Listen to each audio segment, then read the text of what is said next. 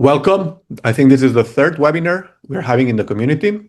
And in this case, I chose a topic why did they choose this thing? Why did they choose to cover how to fine-tune LFM 2350 for a browser control task with GRPO and open environments?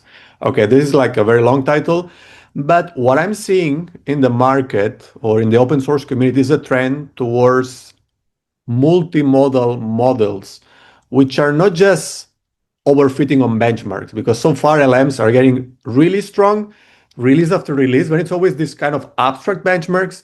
But then there's these real world use cases of agents, which is, for example, automating UI interactions, browsing independently, right? This has a lot of real world implications.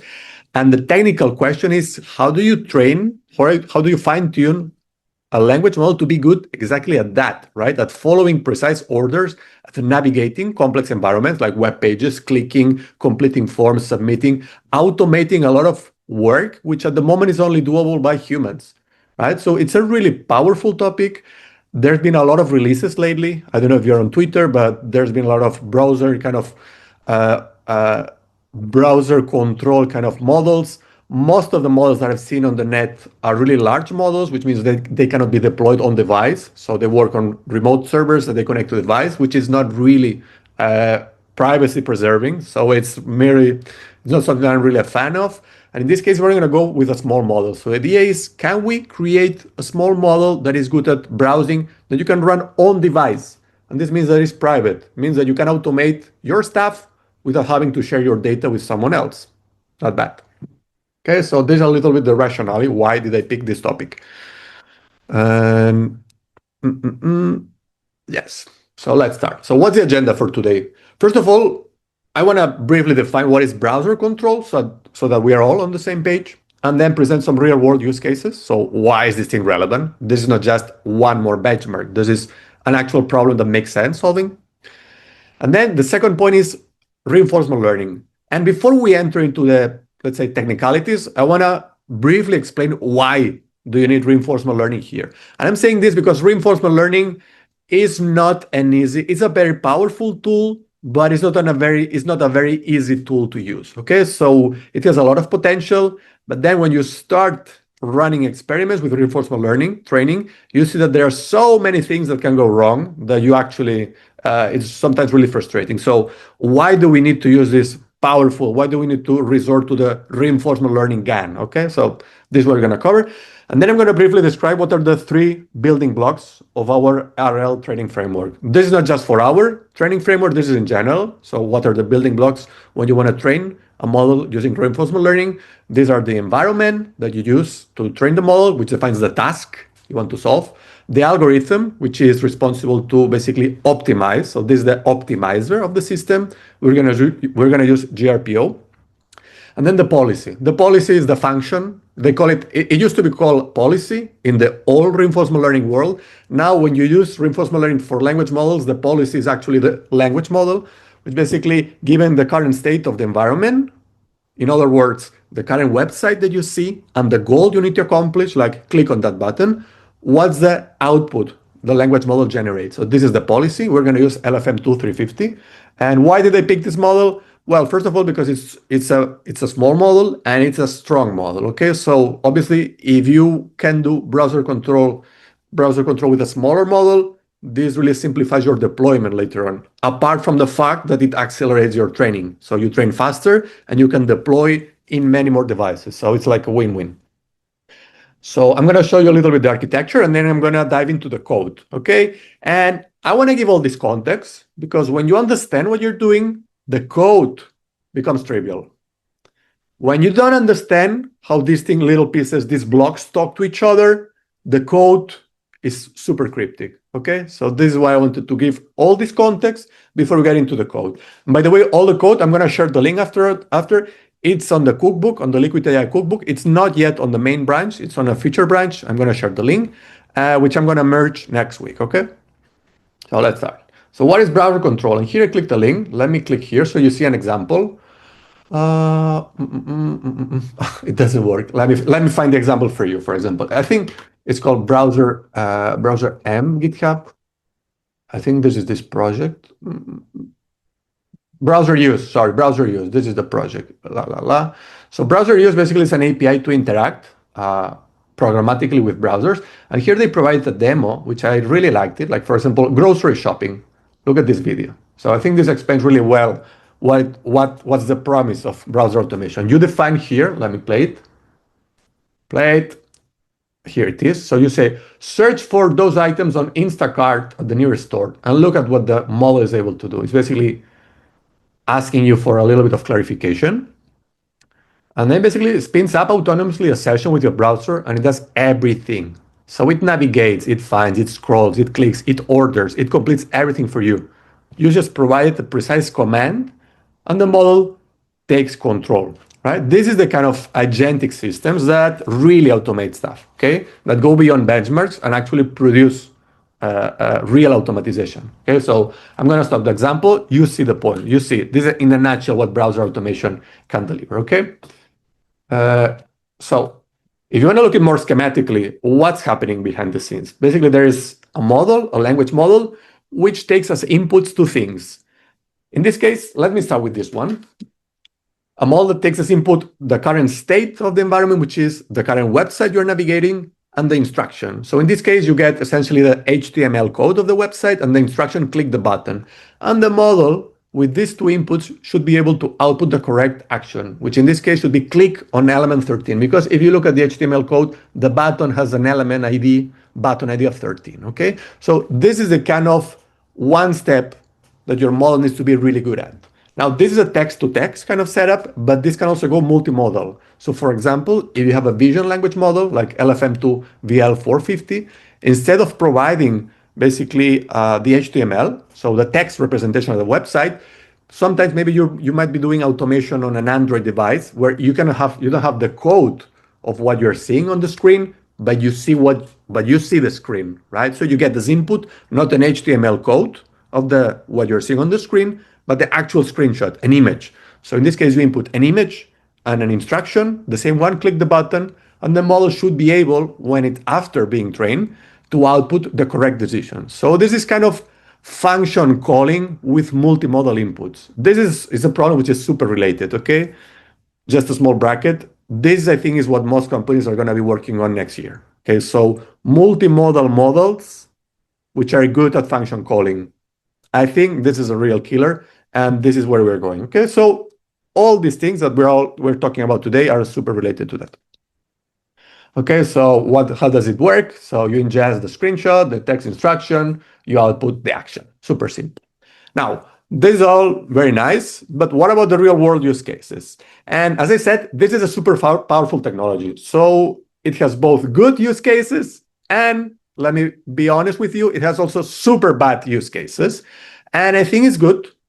It's super powerful and empowering to learn how to build and deploy this technology, because this helps you build more of the good ones and also protect yourself from the bad ones. So obviously good ones, here I came up with two examples. One is the healthcare appointment manager. So for example, for the elderly, people who have maybe problems reading, and they have to do processing on their phone. They have to, they have to appoint a visit to the doctor. Imagine a software where you can say, find me the closest dentist and make an appointment for tomorrow, bam. And this agent basically navigates, finds everything, compares, reserves, boom. This kind of app would be amazing. Don't you think so? Another one, which I personally find super useful because I'm based in Serbia, and every month I really don't trust all the bills that I need to pay. So electricity, water, internet, because things here do not work so smoothly. So instead of automating these payments, I do those payments manually, which means I go to the website, I find the bill, I download, I click on pay. So it's a lot of boring work, super automatable. So imagine building a bill payment automation that you trigger. So you're in full control. You don't say these companies charge automatically that amount from my bank account every month, but you initiate, but it's automated, so you don't need to waste time. Super. Now, the bad ones, there are a lot of them. This is just one example. So basically, you can build an army of bots that can create fake accounts on social media or on e-commerce websites and publish whatever, like fake reviews, bad content, offensive content. Basically, you can build an army of bots that impersonate actual humans using a browser. And this is like next level because all these sites, I mean, they have protection against this kind of machine-driven attacks. But if you're able to build an agent that works, that operates at the same level as a user, which means I go on the browser, I click, click, click, input, click, basically, how can you prevent, right? So it's super important we understand how to build this technology because then maybe we can build systems to effectively protect against these things. So again, powerful technology, good applications, super bad applications. At the end of the day, if you know how to build this technology, you are in control. If you don't know, well, good luck. So now we've seen what's the problem. Now I want to cover this before entering to the technicalities of reinforcement learning. I just wanted to briefly say why do we need RL?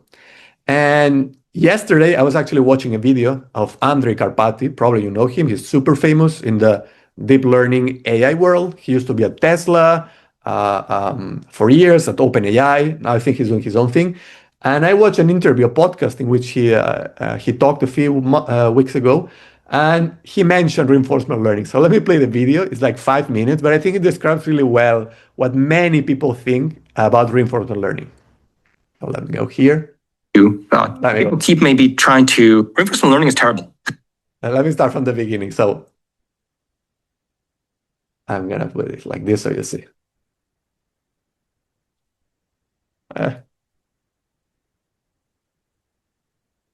But they're doing it on top of a large language model. Wait. Reinforcement learning is terrible. It just so happens that everything that we had before is much worse. So reinforcement learning is terrible. It just happens that anything we had before is even worse. Okay, and I'm saying this because precisely what I said before. Like reinforcement learning is in principle super powerful because it provides like a very general learning framework.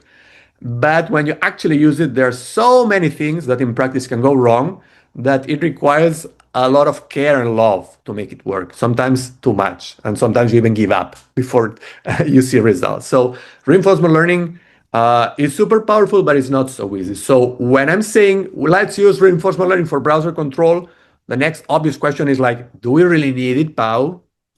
And unfortunately, or fortunately for this problem, yes, we need it because we don't have anything better. So what's the problem? Imagine this task, okay? So this is a browser control task in which you need to book, given this like this form, you ask the language model to please book the shortest one-way flight from LAF, I guess it's an airport in the US, I don't know which one, to Akuton on that date. And solving this problem, I mean, there is this human-like happy path. As a human, what would I do? Well, first of all, I would need to have some knowledge of geography, right? Because otherwise, how do I know what's the shortest? Oh no, but I know one-way flight. So basically, I need to pick a flight between two cities. So what would I do? I would go to the from text field. I would type the first one, or I would click and scroll. I don't know what control is there. Then I would go to the to field, and I would do the same. And then I would pick the departure date, and then click on search. So essentially like 4 steps. But there is just one way to solve the problem. Right? This is the ideal happy pathway. But there are other cases. Like, for example, I'm constantly with my kids here. If I'm reserving a plane ticket and my kid is just here playing, sometimes he moves me, I just click erroneously somewhere on the form and then I continue. Like I made a mistake. But at the end of the day, I ended up completing the task. So there are many ways you can solve this task. Sometimes too many ways. And this task is super simple, right? It's 4 steps. But imagine the task that I showed you before. Going to Instacart, browsing, checking, going back. There are so many things. There are so many ramifications. It's like, what I'm trying to say, there are too many possible cases for you to actually collect a data set of input-output examples. This is what you would need if you wanted to do supervised fine-tuning. So it's not really practical to collect this data set. It's super hard. It takes too much time. And we need to be lazy, okay? We need to find smarter ways to actually get up and running. And coming up with this data set would be like too hard of a problem. Is there an alternative to that? And the answer, of course, is yes. And it's based on this insight. This task, as any other browsing task, it's way easier to verify if you have completed it rather than coming up with the good enough, diverse enough collection of input and output examples, right? So in other words, this task is easy to verify, but hard to provide examples. And this is the kind of setup where reinforcement learning has the real edge compared to supervised methods like supervised fine-tuning, okay? This is, by the way, what guys at DeepSeek published a year and a half ago when they trained purely on RL, their first math reasoning problem. So let me show you, just to give you some context. So GRPO, DeepSeek, basically there was here. This is one of the key papers from, I think, from last year. Basically, this is the same idea. If you want to teach a model to reason, to be good at maths, it's super hard. I mean, there are a lot of input-output examples like problem solution. This is one way. But if you want to ask the machine to solve really challenging problems, it's super hard to come up with enough examples. Instead, what you can create is a system that, given the model output, verifies if this actually solves the problem. And if it works, you give a reward, positive reward. If it doesn't, you give a 0. This is the kind of environmental feedback that works in RL. And is obviously for tasks which are easy to verify and hard to provide examples for, is where it shines. And browser use is one of them. Okay? So there's also a bonus point, which is also super interesting, which is when you train with RL, you also teach the model how to self-correct. Why? Because when you train with RL, we're going to see that in a minute. Basically, you ask the model to generate the next action, give a reward. Generate the next action, give a reward. So the model intuitively learns to try like a sequence of steps and then collect feedback. So if something doesn't work at some step, the model sees that. So the way you train a model, basically you give a model the chance to learn from mistakes, which are going to happen inevitably when you deploy it, right? Because this is not an easy problem. At some step, the model will fail. So we'll click on the wrong button. Now, if you train with supervised fine-tuning, the model will be lost because the model will find itself in a scenario that has not observed during training, because during training, only happy paths were seen. But when you use reinforcement learning, where the model during training already made a lot of mistakes and learned to recover, now you give the model the chance, once deployed, to repeat this behavior. So you do a mistake, you make a mistake, but you're able to recover. And this is super powerful. This is a bonus point that you get when you post-train, when you fine-tune with reinforcement learning, okay? So yes, in a nutshell, reinforcement learning with verifiable rewards is what is going to help us for this problem, okay? And this is what we're going to use. So just a brief, like, how does reinforcement learning work? So it has one component, which is the language model, also called the policy, which is the actor in this environment. The environment is basically a sandbox that keeps the current state, in this case, the current state of the website, right, that you're navigating, and provides feedback. And this is super important, provides the rewards.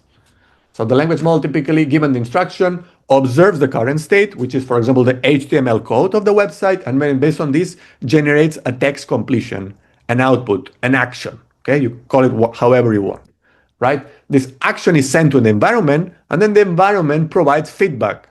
How? So given this action, it's applied to the website, and the environment checks, okay, is the state of the website the final one, so the one that I was looking for, or not? If it is, you send a reward of 1. If it's not, you send a reward of 0.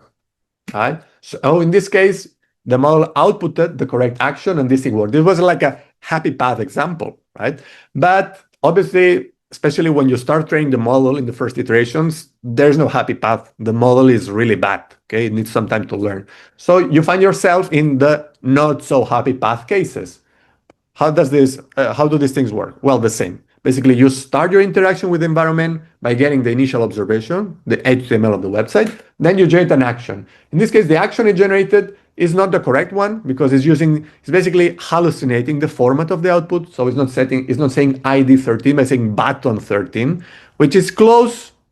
I mean, it's not that different, but it's not really the format, right? That the environment expects. So the reinforcement learning environment will respond with a reward of 0. Right? And then the language model is asked again, okay, given the current state of the website, let me try another. And then it tries another action, okay? In this case is the correct one, you get a reward of 1, okay? So in general, what you're doing is for the same initial prompt, so click on this button, you do several what's called rollouts. Okay, in the first one, we solved the task in the first attempt. In the second one, we needed 2 attempts to solve the task. And in general, if you roll out for the third time, it might happen that the model needs 4 times to get it right.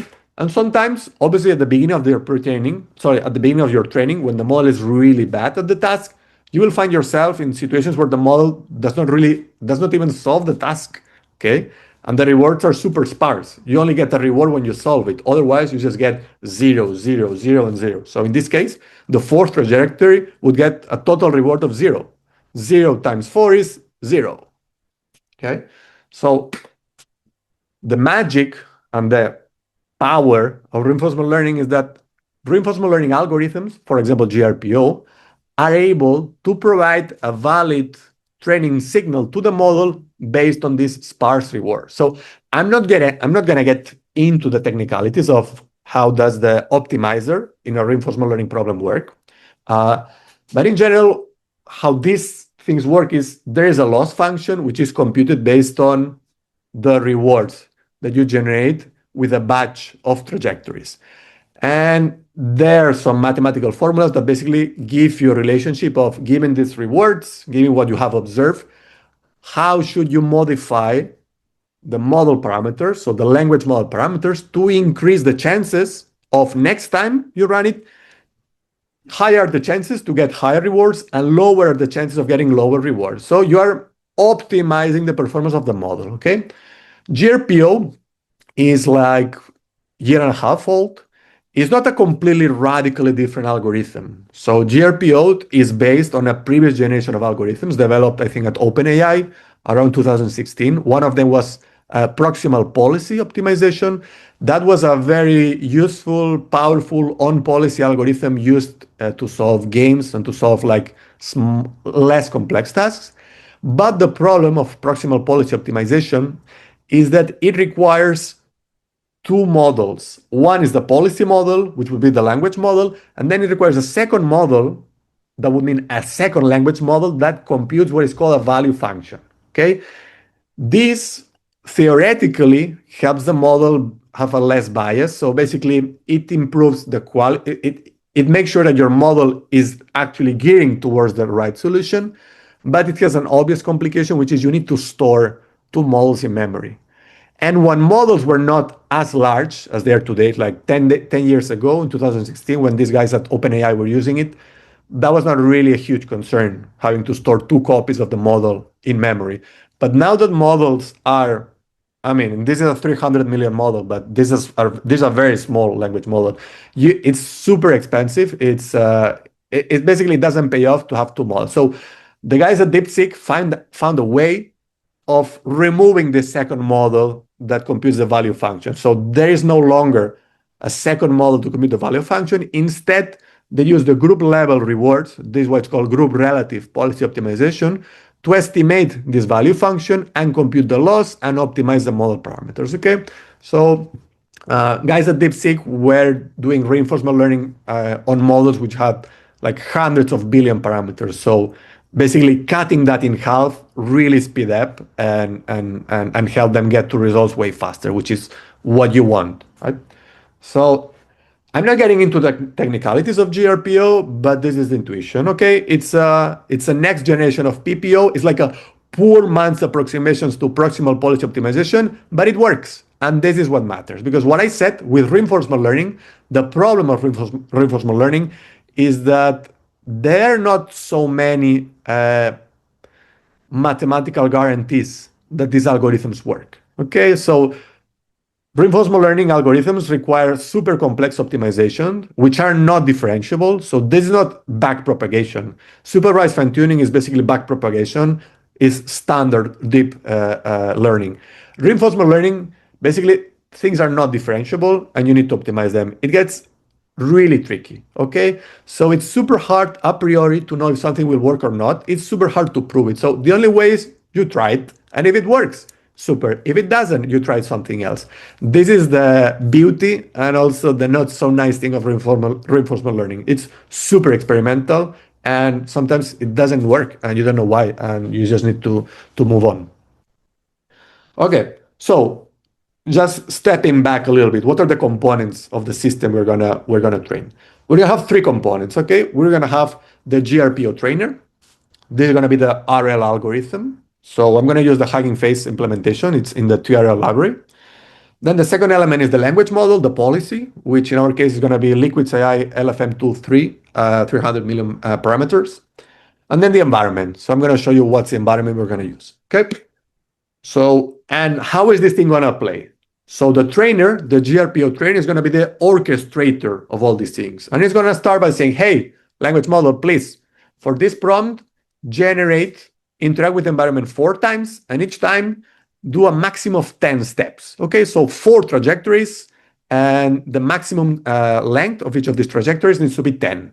So you cap it, because otherwise you're just gonna keep the model rolling out without really producing anything. So you need to find basically a sweet spot. Not too low, because otherwise you don't give the model any chance to collect rewards, but not too long, because otherwise you're just extending your training time without any results. So I just picked 10. This is just an example for this task, but you need to experiment. This is one of the parameters you need to play with. Okay. And the model, what does it do? Well, it needs to interact basically 4 trajectories, 10 steps, 10 steps. So basically it starts going like crazy. So language model generates an action, passes to the environment, gets a reward, action, reward, action, reward. You've done 10 steps, fine, reset, another attempt from the beginning. 1 action, reward, 1 action, reward, 1 action, reward. You can get up to 10. If you get to 10, next trajectory, and you do it for 4 trajectories, okay? So this is the kind of spinning off. This is what takes most of the time. These are the generation of the rollout.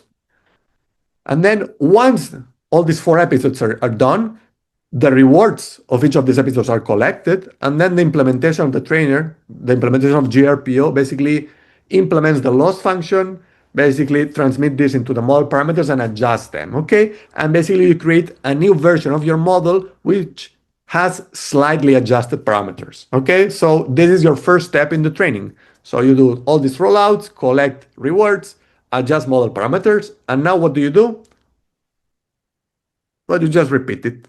So you repeat the same thing. Again, with the updated model, you roll out, collect rewards, adjust model parameters, and you continue. Okay, so you see there are these kind of 2-step things going on. You ask the model to generate a lot of predictions.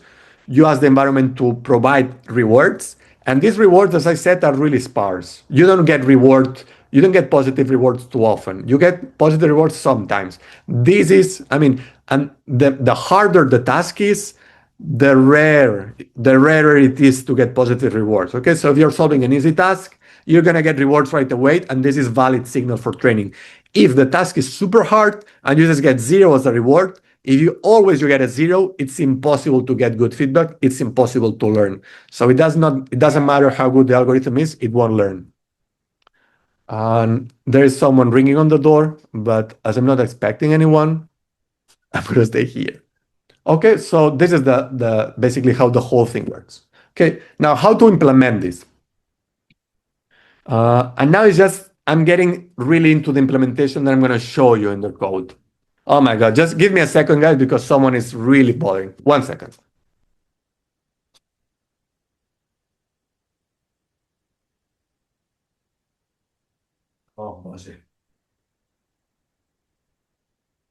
Oh, and by the way, guys, if you have questions, share them on the Discord, okay? So I have visibility over them and I can answer. So the 3 components, ideally, you can deploy them independently inside Docker containers. So you can have the orchestrator, the GRPO trainer with 1 container.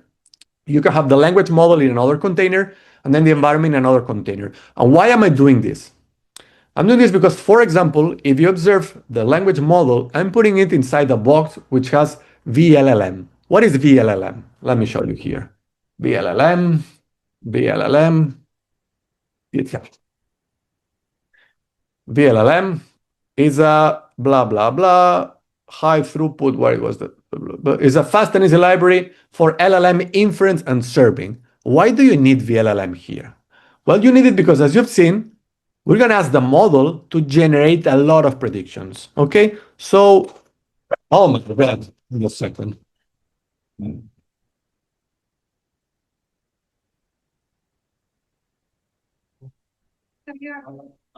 Este pouco de chocolate. Ah, isso. É só fala.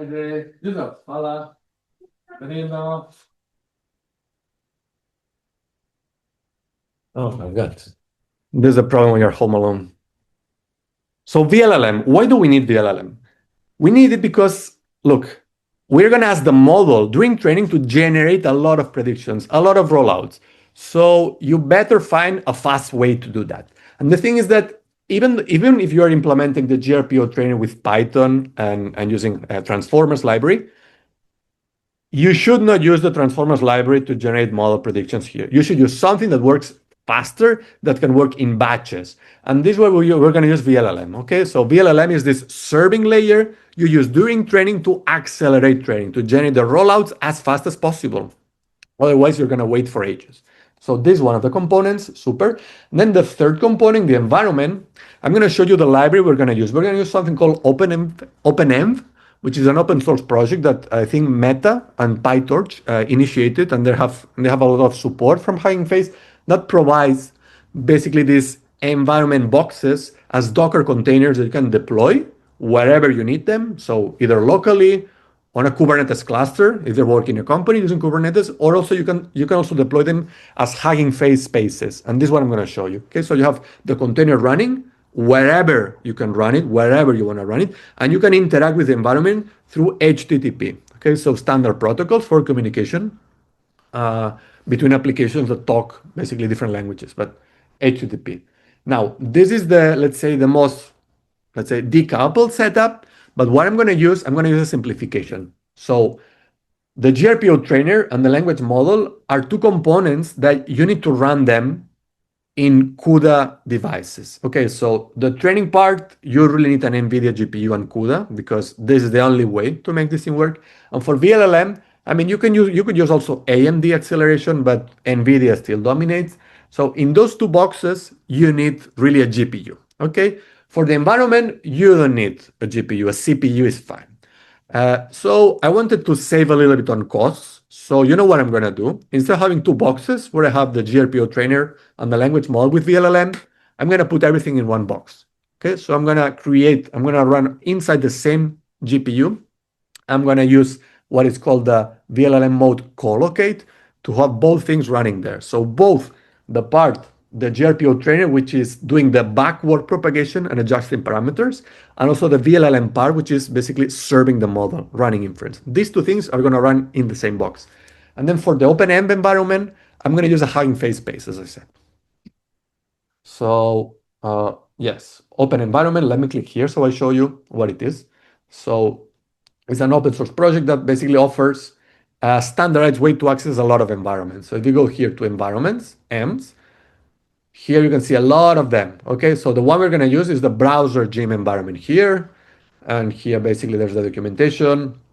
Just a note, this project is in mega active development and it's relatively new. So last week, I'm going to be super honest with you, it was driving me nuts because they're implementing so new things. They're adding so many breaking changes to the code that at the end of the day, I just pinned, basically you will see it now in the code, my dependencies to exact commits that were working at some point. So this library has a lot of potential, but still is not really ready for production. Okay, so I think we need to wait at least a month here to get something more robust.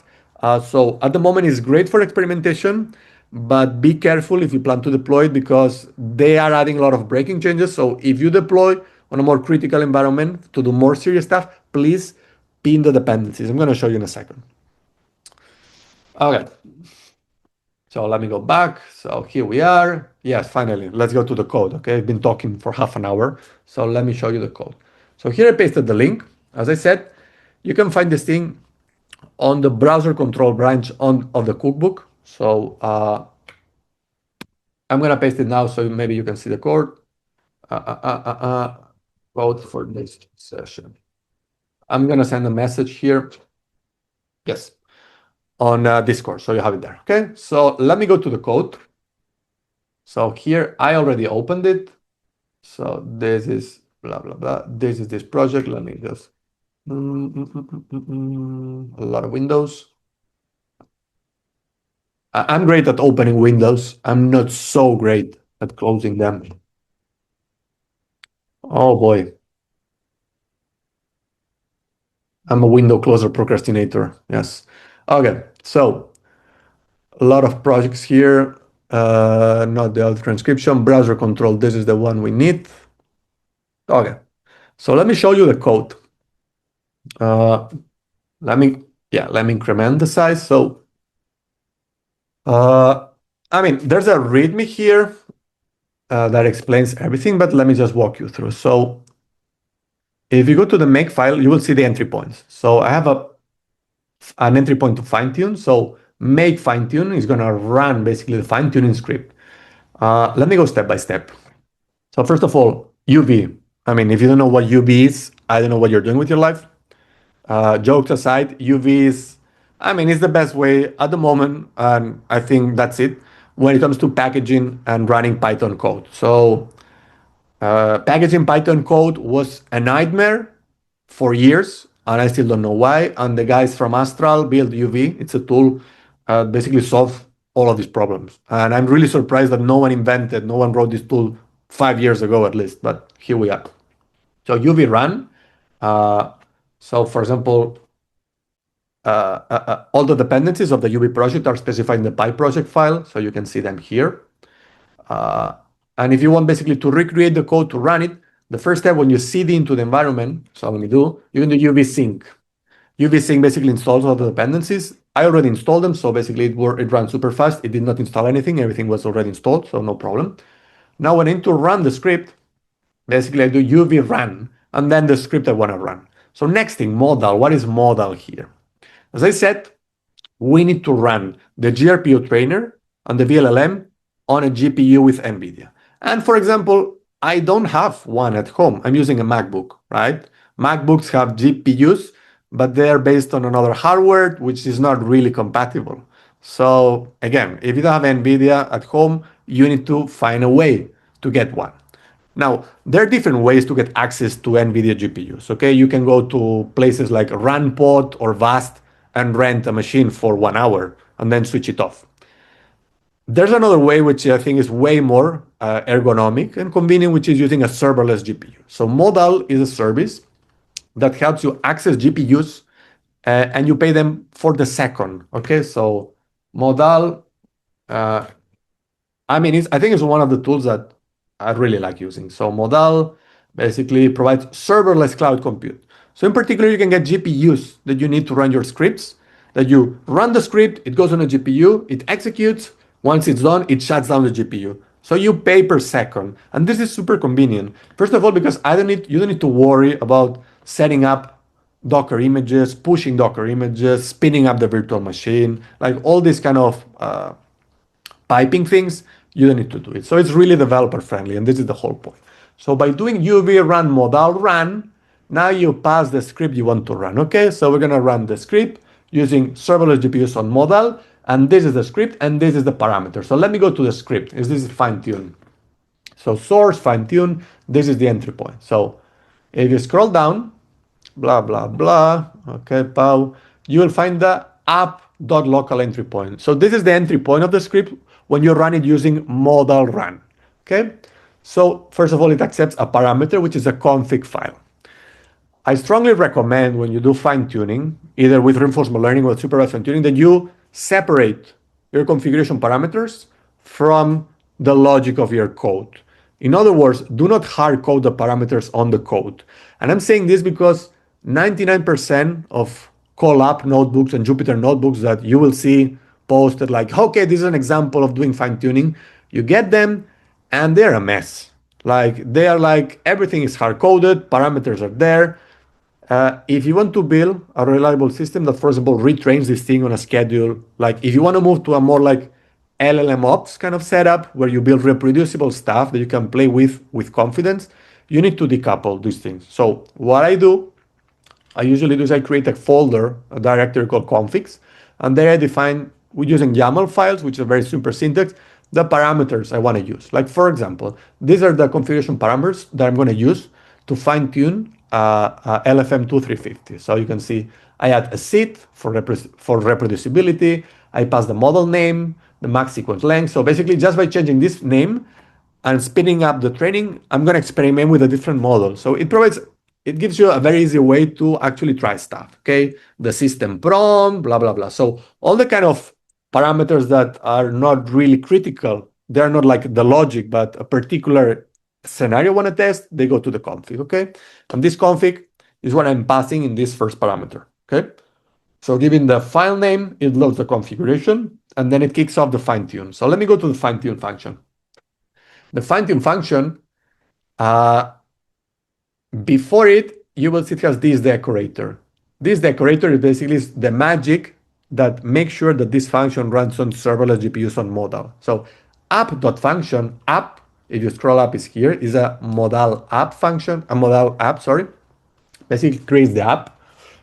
And when you decorate your function with app.function, you can specify parameters, let me go there, that tell modal in which environment you want to run this. So let me go down, parse action, here it is.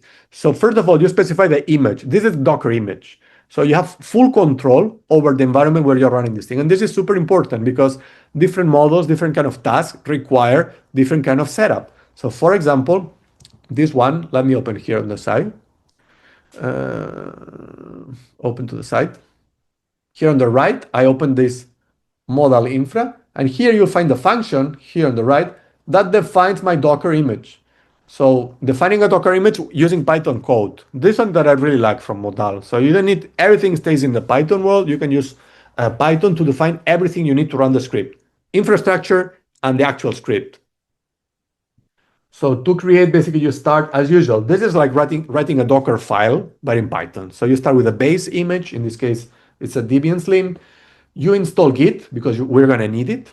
And then you do the uv pip install. So here you add the Python dependencies. And if you can observe, as I said here, when I install OpenEnv, I install it from the GitHub repository, and then I pin it to this exact commit. So this is the hash of that particular commit, I think from 2 weeks ago, where it was working. If you take the latest commit from OpenEnv and try to run it, it's probably going to crash. So this is the reason why I'm pinning it here. And this is why I'm warning you, okay? And the same for OpenEnv core. So this exact version, please give me that exact one. Otherwise, I'm not sure if it will try and work, okay? And this was driving me crazy last week. And this is why I'm really warning you, okay? If you want to play with this thing, pin the dependencies. Otherwise, it's going to be hell. Weights and biases, because we're going to lock experiments to weights and biases, and then PEF. This stands for parameter efficient fine tuning. So this is the library you need if you want to use LoRa, if you want to add LoRa adapters. So instead of fine tuning the whole language model, instead of fine tuning the 350 million parameters, you just fine tune a small fraction of them with LoRa. Okay, so this is why we added it here. So let me just close this one. So basically, let's go back to the modal function. You provide the Docker image, then you provide the GPU you are going to use. So in this case, I'm going to use an A100. You can use H100. You can use an L50S. I mean, you can find the list of images, the list of GPUs, but so you can go modal GPU types. Let me find them. Here they are, like you can find here. You can find 800, 810G, H100, L40S. So, I mean, you can check the specs. Obviously, the more powerful it is, the more expensive it gets, but it also works faster. So you need to experiment a little bit. In general, I start with an L40S. This is the one that I use when I'm developing. And once I'm confident everything works, and I just want to run it fast, I go with an H100. Okay, so that's the setup. So super Docker image, super GPUs. Now volumes. Volumes are things where basically this is storage that you attach to the function. So this function basically is stateless. It starts, it runs the fine tuning, shuts down, that's it. You cannot save outputs. They're going to be removed. The only way to persist outputs, for example, model checkpoints, is to attach a volume. And this is what we're doing here. So I'm attaching two volumes, one for model checkpoints and the one for a caching. Why? Because every time you kick off the script, it's going to download the model, the base model, the LFM2350 from Hugging Face. Imagine if every time I need to start the function, I need to re-download the model. It's a little bit stupid. So instead of that, doing that, I attach another volume, which is gonna basically store these models that you download from Hugging Face, and it's gonna cache them. So next time that I start the function, it's gonna go to the cache, it's gonna see the model is there, and it will not trigger a re-download from Hugging Face. Okay, so this is the logic here. Now, secrets is super important. Secrets are environment variables that you need your function to have access to. And in this case, what are the secrets? The secrets I'm going to require are the API key to log stuff to weights and biases. So I need to provide the secret. And then the last three parameters are a little bit like not so relevant: timeout, retries, and max inputs, whatever. Now, instead of just walking through the function, let me actually run it so we can see. So to run it, I said, if you have make, you can do make run, and then you can pass the config. So you can do make run. If you don't have make, you can just run the command. So you can do uv, run, modal, run, and then you pass, the path to source, what it is, so browser control. You can see the script here. So control, fine tune, okay? In this case, I'm just gonna use the make command. So make run config. I'm gonna kick off this thing. No rule to make target run. It's called fine tune. So yeah, it's called make fine tune. Yes. Okay. By the way, to use modal, you just need to pip install. So you do uv add modal or uv pip install modal, and then the first time you run it, you need to authenticate, right? You will need to. It's gonna forward you to the to your browser, and you're gonna authenticate. Think when you sign up for modal, or every month, actually you get $30 of free credit, so you can actually play a lot without paying anything. So this thing started. I got a link. Let me open. This link is going to take me to the modal dashboard where these things are running. So at the moment, I have functions. I have this fine-tune function running on an 800 with 40 gigabytes GPU, super. If you click here, you can see the logs. So you can see everything here. This thing is running. So you can click here. You can check execution. You can check the logs. So you can see the logs here. This is not the place where I check logs. You can check the logs directly on the console, which is what I like, which is here. Okay, so this thing is spinning up everything, is setting up the experiment on weights and biases. So we got the link here. Let me click. So I'm going to see the experiment in weights and biases.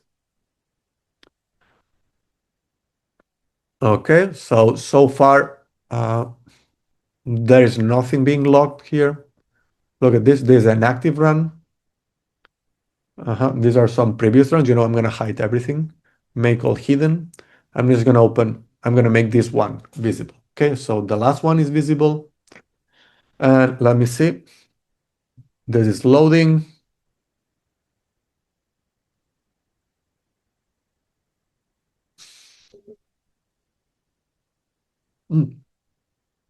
Okay, look at this. Rollout function called with 4 prompts.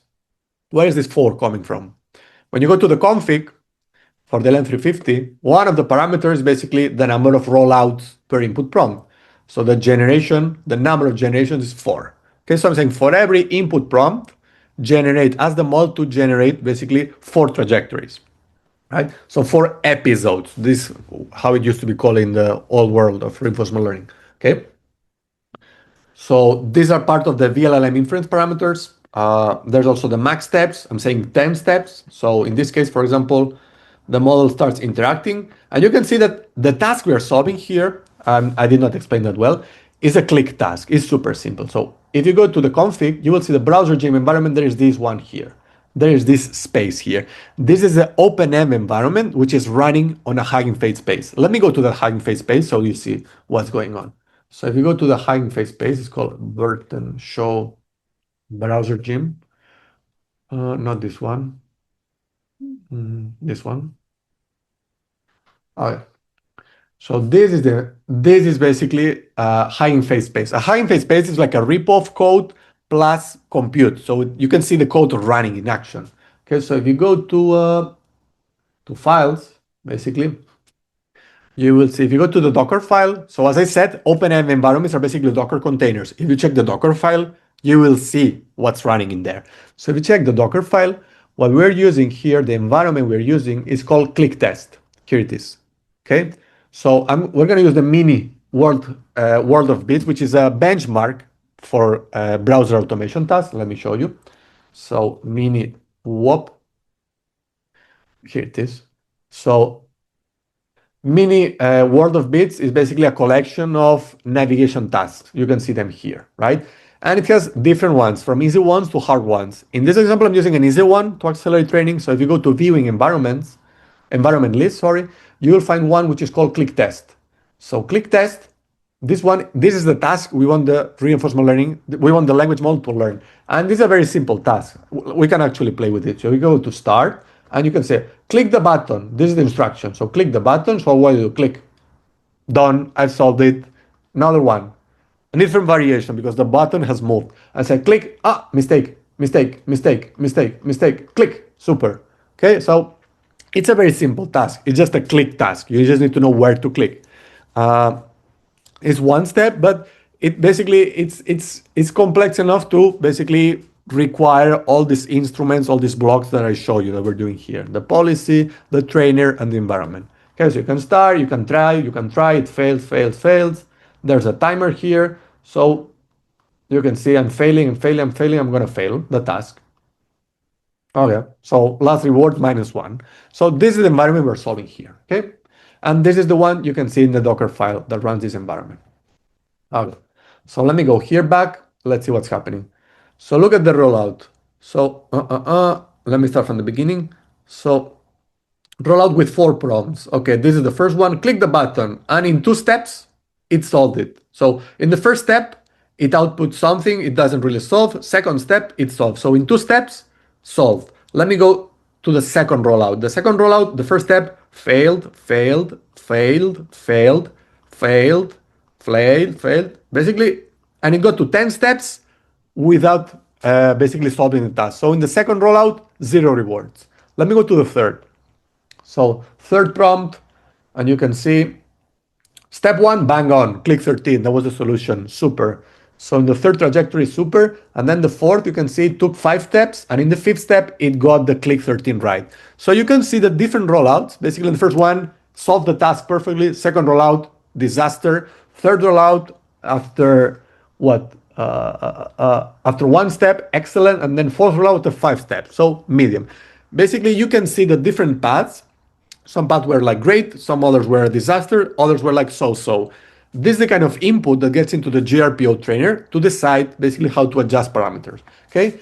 And basically, after rolling out for 4 times, collecting rewards, basically this thing does the backward propagation, the backward pass with the loss function. And this is the part you see here with these basically progress bars, this actual training happening, model parameters being adjusted. So the GRPO trainer adjusts the model parameters and redeploys the updated model to VLLM, okay? Because for the next iteration, you always want to have the freshest model generating paths, okay? You need to keep on updating the model that is serving predictions through VLLM, okay? So again, second episode, blah, blah, blah. Now, we're doing this kind of analysis here, but in general, you need to log all these runs using weights and biases. So in the code, it's super easy. Let me show you the code. To log stuff to weights and biases is as simple as basically doing vant init. Here it is. So you initialize the experiment. And then when you define the trainer, here, the config, so in the GRPO config, you need to pass report to weights and biases. That's it, right? After doing this, the last thing you need to make sure, obviously, is that this function is running on modal, right? On this serverless compute. To work properly, you need to have the weights and biases API key. And the only way to embed this variable here, I mean, you should not hard code it on the code. You need to pass it as an environment variable. To do that, you need to use a modal secret. So if you go to modal, if you go to secrets, you're gonna see I have here a secret for weights and biases. So here I have references or usage, edit. Here you can see a bunch of API keys that are not visible because these are confidential, that you basically are loaded into your Python script as environment variables. So I'm having one for weights and biases and also for Hugging Face. And I'm having this for Hugging Face because at the end of the script, once I'm done with the training, I push the model to Hugging Face. So if you scroll down, blah, blah, blah, there's a flag. If I decide in the config to push to Hugging Face, this thing is going to be pushed to Hugging Face. And to push to Hugging Face, Hugging Face needs to know what's my user, right? I need to provide basically also some credentials. I need to provide an API key that has write permission so I can save models to Hugging Face. So this is a script that I ran yesterday. So you can actually see a couple of models on my Hugging Face. So if you go to Hugging Face, so my Hugging Face is here. In my profile, there should be models. Yeah, 3 days ago, basically I did a couple of experiments. So this is the checkpoint that I fine-tuned, okay? So this model, browser gym, is the result, basically, of running this script, okay? This is the step where this thing was pushed to Hugging Face. Okay, so let me go to weights and biases just to check how this thing is going. So look at this, training. Why I don't see global step? I don't see many metrics here. Okay, here it is. Now I see more. Okay, so as part of the training, train steps, scaling, these are not the metrics I'm interested in. There's something for rewards. Look at this, rewards. Look at this. In the first step, if you remember, out of all the 4 trajectories, 3 of them solved the task, 1 of them failed. This is why the average reward in the first step is 0.75. Now in the second step, you can see the model is already learning. After 5 steps, so after the second batch, the next 4 trajectories, all of them like solve the problem in less than 10 steps. So this is why you get 100%. So basically, this is a very simple task. If you solve more complex tasks, you can find them here. For example, the book flight task. So if you go here, it's not gonna be, you will need to wait to get results. Okay, so this task, as you can see, is the one I showed you before. This is more complex, right? I need to pick a city, I need to type another city, and I need to pick a date. I need to go here, I need to scroll. This is way more complex. So if you do fine-tuning on this task on the book flight, this chart will not hit 1 so fast. You can see here, I'm hitting 1 right away. So my average reward in every episode hits 1. Perfect, perfect, perfect. This is because the environment we're solving is super easy. But you get the point, okay? So we managed to run this thing. We managed to log results. I show you modal. Now, the last thing you need to do is, all this training is super cool and everything, but at the end of the day, you need to evaluate, right? You need to check the final model checkpoint and actually see how good it is. For that, I have this evaluate task, okay? So this is a script that I created here, which basically downloads the model from Hugging Face, and it asks to solve a task. Now, the thing of reinforcement learning is that the data you use to evaluate the model is always very similar to the data used to train the model, right? So reinforcement learning has this thing of you can test on the trained data and no one is gonna punch you on the face, okay? Which is something that if you do for other fields of machine learning is outrageous. With reinforcement learning, basically you use the same environment to train and to evaluate the models, which is a little bit cheating, but it's a sanity check you need to do anyway. The real challenge actually using this model and taking it out and applying it to a different problem. But the advantage of using reinforcement learning environments to post-train is that you already warm up the model enough so that if you need to adjust it for a slightly different task, it has a really good starting point. So imagine you fine-tune a model on browser navigation, but the model you need is for Android navigation, right? Well, the model is not going to work right away, but I bet with just a little bit of fine-tuning with Android specific data, it will start working. So it's always it's a way to make the model closer to the actual task you want to solve. Probably that's not the task. I don't want a model to be great at this kind of benchmark, mini WOP, because this is too simple, but it provides a solid starting point. If you get a model that is good at all these tasks, I bet that if you take a more complex task with just a little bit of fine tuning, it will start working way, way better, okay?